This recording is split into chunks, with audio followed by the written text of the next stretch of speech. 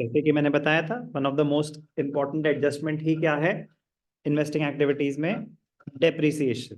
तो last class में हमने करा था asset account when provision for depreciation account is not maintained, उसी का ही दूसरा variant when provision for depreciation account is maintained. आपका फेवरेट टॉपिक क्लास 11th का, when provision for depreciation account is maintained. छोटा सा क्विक रिकैप, आसान है, मुश्किल नहीं है, घबराने का नहीं, हिम्मत जुटा के रखेंगे। When provision for depreciation account is maintained, two separate accounts are prepared relating to the asset. One is the asset account and one is the provision for depreciation account. दो separate accounts बनेंगे। Asset account अलग बनेगा, provision for depreciation account अलग बनेगा। Asset account will be shown at its original cost. When provision for depreciation account is not maintained, asset is shown at its depreciated value.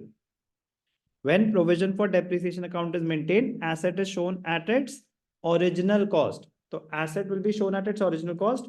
जो भी depreciation है वो कहां पे जाएगी? Provision for depreciation में depreciation accumulate होती रहेगी।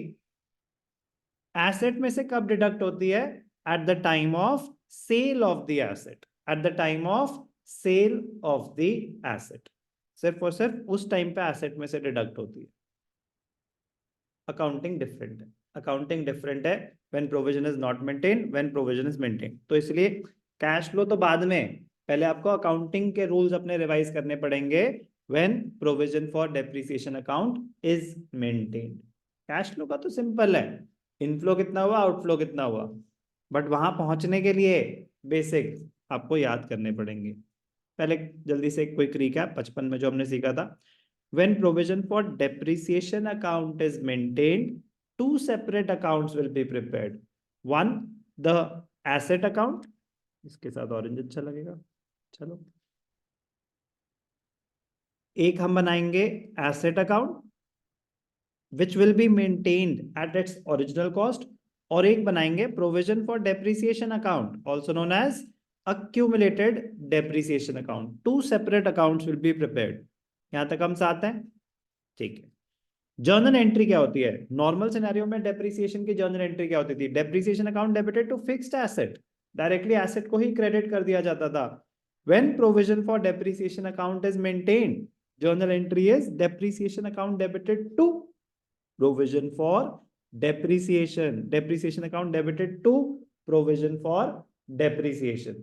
Depreciation will be charged every year, will be calculated every year. It will not be deducted from the asset every year. It will be deducted from the asset only at the time of sale of the asset. तो depreciation calculate तो होगी हर साल, but वो कहां चली जाएगी? एक separate account में, प्रोविजन फॉर डेप्रिसिएशन। तो statement of profit and loss में डेबिट साइड पे आएगा डेप्रिसिएशन एंड अमोर्टाइजेशन। क्या होगा वो? Current year depreciation. तो फर्क क्या रहा? एसेट में से डिडक्ट नहीं होगा हर साल। तो जो ऑपरेटिंग एक्टिविटीज में हम एड बैक करते हैं वो करंट ईयर डेप्रिसिएशन करते हैं, वही करेंगे अभी भी। एसेट में से डिडक्ट नहीं हुआ अभी, एसेट में से डिडक्ट नहीं हुआ। एसेट में से डेप्रिसिएशन कब डिडक्ट होगी? जब एसेट बेचेंगे। तो डेप्रिसिएशन कैलकुलेट करने की एंट्री, उसके बाद वो पीएनएल अकाउंट में चला जाएगा, statement of P&L to depreciation होगा ही होगा। बट आपने डेप्रिसिएशन कैलकुलेट कर ली, एसेट में से डिडक्ट नहीं करेंगे at the end of the year, it will be transfer to a separate account called provision for depreciation. But will it be debited to the statement of profit and loss? Yes, expense तो है ना उस period का, asset में से deduct नहीं हुआ, statement of PNL में वो आएगा ही आएगा। Current year depreciation statement of PNL में आएगी ही आएगी, चाहे आप प्रोविजन फॉर डेप्रिसिएशन मेंटेन करें या ना करें। तो at the end of the year statement of P&L to depreciation होगा ही होगा। ये कौन सी डेप्रिसिएशन है? Current year depreciation. सबसे इंपॉर्टेंट पॉइंट क्या होता है? At the time of sale of the asset, at the time of sale of the asset. जब हम एसेट बेच रहे हैं, हमें क्या कैलकुलेट करना है? प्रॉफिट और लॉस कैलकुलेट करना है। तो उसके लिए क्या कंपेयर करना होता है? दो वैल्यूज को कंपेयर करना होता है, एक बुक वैल्यू को और एक सेल वैल्यू को। नॉर्मल सिनेरियो में तो बुक वैल्यू मेरे सामने ही होती है, क्योंकि asset has already been depreciated. It just needs to compare, मतलब we just need to compare the book value with the sale value. Provision for depreciation जब मेंटेन हो रहा है तो एसेट तो ओरिजिनल कॉस्ट पे है, पहले आपको बुक वैल्यू निकालनी पड़ेगी। तो बुक वैल्यू क्या होता है? Original cost of the asset minus depreciation till date. तो जब एसेट बेच रहे हैं तो उस एसेट पे आज तक जितनी डेप्रिसिएशन चार्ज हुई है वो एसेट में से डिडक्ट होगी अब। तो एसेट की वैल्यू बढ़ेगी या कम होगी? तो एसेट अकाउंट क्रेडिट हो जाएगा। जो प्रोविजन अक्यूमुलेटेड है, now it is being used to show the asset at its true value. तो उसकी एंट्री होती है at the time of sale of the asset, entry होती है provision for depreciation account debited to fixed asset. क्या entry होती है? Provision for depreciation account debited to fixed asset. कब है ये? At the time of sale of the asset. ये किस अमाउंट से एंट्री पास हो रही है? with the accumulated depreciation, with the accumulated depreciation on the asset being sold। जो एसेट आप बेच रहे हो उस पे आज तक की डेप्रिसिएशन, accumulated depreciation किस पे? On the asset being sold. Entry clear है? Provision for depreciation to fixed asset. तो प्रोविजन फॉर डेप्रिसिएशन से ट्रांसफर हो रही है डेप्रिसिएशन एसेट अकाउंट में, ताकि एसेट की हमारे को बुक वैल्यू पता चले। एंट्री चार्ज करने के डेप्रिसिएशन, जो annual depreciation to provision for depreciation. क्या करते हैं डेप्रिसिएशन का? वो स्टेटमेंट ऑफ पी&एल में डेबिट हो जाता है। एसेट जब बेचते हैं तो उस पे जितनी डेप्रिसिएशन आज तक चार्ज हुई है वो एसेट में से डिडक्ट होती है। एंट्रीज क्लियर है? आपको जर्नल एंट्रीज नहीं आएंगी, बट जर्नल एंट्रीज पे ही बेस्ड होता है लेजर अकाउंट। तो लेजर अकाउंट कराने से पहले एंट्रीज पता होना जरूरी है। आपको वर्किंग नोट में अब क्या बनाना होगा? Ledger account. दो लेजर अकाउंट, एक बनेगा आपका एसेट अकाउंट, थोड़ी जगह क्रिएट कर देते।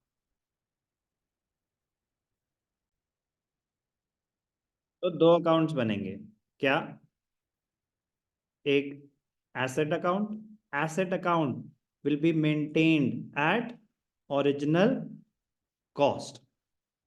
Left hand side is the debit side, right hand side is the credit side. Particulars amount, particulars amount. Additionally क्या बनेगा?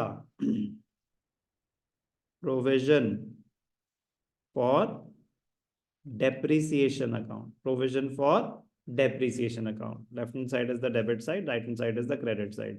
Provision का नेचर क्या होता है? It is a liability. Liability का रूल क्या होता है? All increases are credited, all decreases are debited. Liabilities have a credit balance. Assets already बता चुका हूं, they have a debit balance. All increases are debited, all decreases are debited. ये account में आपको प्लस माइनस लिखना नहीं होता, ये आपकी रेफरेंस के लिए बता रहा हूं। अब ध्यान से देखना, काम की बात अब शुरू हो। मोस्ट इंपॉर्टेंट पॉइंट, फॉर्मेट कैसा होता है एसेट अकाउंट में? सबसे ध्यान क्या देना है? Asset is being maintained at its original cost. तो यहां पे पहले क्या आ जाएगा? To balance BD। क्या है ये? Opening balance. क्या है ये? ओपनिंग बैलेंस, मतलब obviously of the asset, fixed asset. Last में क्या आ जाएगा? By balance carried down. क्या है ये? Closing balance of the fixed asset. कोई doubt? Provision for depreciation, accumulated depreciation, particulars amount, particulars amount. By balance BD, by balance BD क्या है ये? Opening balance of liabilities have a credit balance, तो credit side पे आएगा opening balance of accumulated depreciation. और यहां पे क्या आ जाएगा? To balance carried down. क्या है ये? Closing balance of accumulated depreciation. कोई भी डाउट? अभी तो सिर्फ बैलेंसेस दिखाए हैं, एसेट का opening balance, closing balance, provision accumulated depreciation का ओपनिंग बैलेंस, क्लोजिंग बैलेंस। ये ट्रांजैक्शंस नहीं है, ये बैलेंसेस हैं। अब आते हैं ट्रांजैक्शन पे। क्या हो गया ट्रांजैक्शन? एसेट खरीदा, एसेट बेचा, डेप्रिसिएशन चार्ज हुई, बस यही है ट्रांजैक्शन, और कोई ट्रांजैक्शन नहीं हो सकती। तो पहले बात करते हैं डेप्रिसिएशन चार्ज हुई, करंट ईयर डेप्रिसिएशन चार्ज हुई। करंट ईयर डेप्रिसिएशन की जर्नल एंट्री क्या होती है? व्हेन प्रोविजन इज मेंटेन्ड, नालायक, depreciation account debited to provision for depreciation, depreciation account debited to provision for depreciation। तो provision for depreciation में credit side पे आता है, क्या आता है? Bye depreciation. क्या है ये? क्या है ये? Current year depreciation. क्या आएगा यहाँ पे? Current year depreciation. तो जो current year depreciation asset account में आप दिखाते थे व्हेन प्रोविजन इज मेंटेन्ड, तो एसेट अकाउंट में नहीं आता। कहाँ आता है? Provision for depreciation. ये कहाँ जाता है? कैश फ्रॉम ऑपरेटिंग एक्टिविटीज में जो एड बैक होता है वो ये होता है, करंट ईयर डेप्रिसिएशन। कोई डाउट? अब मोस्ट इंपॉर्टेंट पॉइंट, जब हम एसेट बेच रहे हैं, जब हम एसेट बेच रहे हैं, तो जब हम एसेट बेच रहे हैं तो जो भी उस पे आज तक की डेप्रिसिएशन अक्यूमुलेट हो चुकी है, अब एसेट में से डिडक्ट होगी, अब एसेट में से डिडक्ट होगी। तो जो एसेट बेच रहे हैं उस पे आज तक की डेप्रिसिएशन एसेट में से डिडक्ट करनी है, उसकी जर्नल एंट्री क्या होती है? Provision for depreciation to fix asset, किस चीज की एंट्री है? समझ आ गया ना?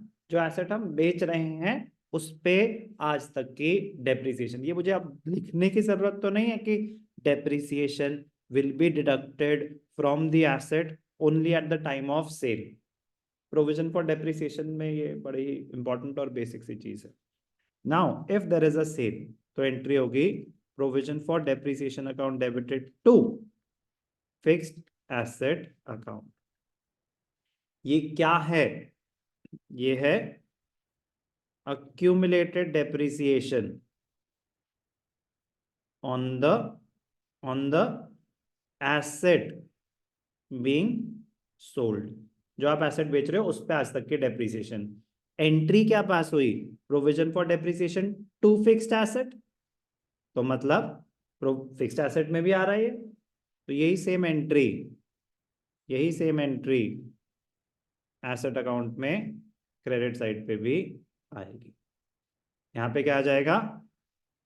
Bye provision for depreciation. वही सेम यार, accumulated depreciation on the asset being sold. Cash flow statement में ये अमाउंट कहीं भी नहीं आता, क्योंकि it is a calculation, it is being used to calculate the profit और loss on the sale of an asset. Cash flow statement में तो करंट ईयर डेप्रिसिएशन आएगी ना, क्योंकि ये तो टोटल डेप्रिसिएशन है जो एसेट बेच रहे हैं। ये तो इसमें ओपनिंग बैलेंस में भी इसका कुछ पार्ट होगा, तो ये ऑलरेडी हर साल आ रहा है। ये यूज हो रहा है एसेट की जो एक्चुअल प्रॉफिट और लॉस हुआ वो कैलकुलेट करने में। तो पहले एसेट को डेप्रिशिएट किया, फिर बाय बैंक अकाउंट। क्या है ये? Sale value, sale of asset. तो इसको क्या करते हैं हम? सेल का क्या करते हैं? It is shown as an inflow, it is shown as an inflow. तो ये कहाँ चला जाएगा? Cash from investing activities as an inflow. और फिर जो आपने, अगर लॉस हुआ तो यहाँ पे आ जाएगा by statement of P&L, loss on sale of the asset. इसका क्या करते हैं? कैश फ्रॉम ऑपरेटिंग्स में added back, loss on sale non cash non operating expenses में ऐड बैक करते हैं। प्रॉफिट हुआ तो to statement of profit and loss, gain on sale of fixed asset. तो इसको क्या करते हैं? कैश फ्रॉम ऑपरेटिंग एक्टिविटीज में डिडक्टेड। क्लियर? कोई डाउट? और लास्ट चीज क्या हो सकती है? To bank account. क्या है ये? Purchase of fixed asset. तो ये कहाँ जाता है? कैश फ्रॉम इन्वेस्टिंग एक्टिविटीज में एज एन आउटफ्लो। तो एसेट अकाउंट में ओपनिंग बैलेंस क्लोजिंग बैलेंस वैसे ही आएगा, सेल की एंट्री प्रॉफिट और लॉस की वैसे ही आएगी। मेन जो पॉइंट है डेप्रिसिएशन कौन सी आएगी, when provision for depreciation account is not maintained, तो करंट ईयर डेप्रिसिएशन आती है और एसेट डेप्रिशिएट होता रहता है। When provision for depreciation account is maintained, current year depreciation will be shown in provision for depreciation account on the credit side. Current year depreciation तो यहाँ आ गई, जो एसेट बेच रहे हैं उस पे आज तक की accumulated depreciation provision for depreciation के डेबिट से ट्रांसफर होती है एसेट अकाउंट में, तो एसेट में से डिडक्ट हो रही है, उसकी एंट्री है provision for depreciation to fixed asset account. बहुत इजी है, बहुत स्कोरिंग है, बहुत ज्यादा इंपॉर्टेंट है, बहुत ज्यादा इंपॉर्टेंट है ये एडजस्टमेंट। ज्यादा चांसेस आने के विद प्रोविजन ही है, ज्यादा चांसेस आने के विद प्रोविजन है, बट मैं आपको बता रहा हूँ बहुत छोटी सी एडजस्टमेंट है, बट क्योंकि पूरे साल कहीं यूज ही नहीं हुई इसीलिए जैसे कहते हैं ना भूल गए 11th का। लेकिन मैं कह रहा हूँ कि 11th में जो था ना उसका 5 to 10% यूज हो रहा है बस। वो तो पूरा एसेट अकाउंट बनता है 1 साल 2 साल 3 साल, ये सिर्फ एक ट्रांजैक्शन होगी, अकाउंट दोनों बनेंगे, रूल्स पूरे यूज होंगे, उसमें कोई वो नहीं है कि रूल्स कम यूज हो रहे हैं, रूल्स पूरे के पूरे यूज हो रहे हैं। बट मैं कह रहा हूँ size of the transaction, size of the question, size of the account both asset account and provision वो बहुत छोटा होगा। प्रोविजन में चार एंट्रीज के अलावा कुछ हो ही नहीं सकता, जिसमें से 2 तो ओपनिंग और क्लोजिंग बैलेंस हैं। तो ध्यान से समझना क्या है, क्रेडिट पे क्या आएगा, इंक्रीज इन प्रोविजन। इंक्रीज कैसे हो सकता है प्रोविजन, और डेप्रिसिएशन चार्ज करके, तो क्रेडिट साइड पे आता है ओ करंट ईयर डेप्रिसिएशन। डेबिट पे क्या आता है, डिक्रीज इन प्रोविजन। प्रोविजन कम कैसे हो सकता है, जो एसेट बेच रहे हैं उसमें से डिडक्ट कर रहे हैं। तो डेबिट साइड पे जो आता है, जो एसेट बेच रहे हैं उस पर आज तक के डेप्रिसिएशन, क्रेडिट साइड पे जो आता है वो आता है करंट ईयर डेप्रिसिएशन। ये वर्किंग नोट्स हैं asset account, provision for depreciation account, ये सब आपके वर्किंग नोट्स होते हैं। उसमें से नेक्स्ट स्टेप होता है ये आइडेंटिफाई करना कि कौन सी इंफॉर्मेशन कैश फ्लो स्टेटमेंट में कहाँ जानी है। मेन तो इवेंचुअली वही है ना, बट ये सही होगा तो ऑब्वियसली तभी तो ट्रांसफर्स भी सही हो पाएंगे। बहुत मजेदार, बहुत स्कोरिंग है। बुक वैल्यू कैसे निकालते हैं, original cost minus accumulated depreciation till date, कोई डाउट? उसको कंपेयर करेंगे सेल वैल्यू से, प्रॉफिट हुआ या लॉस हुआ वो पता चल जाएगा।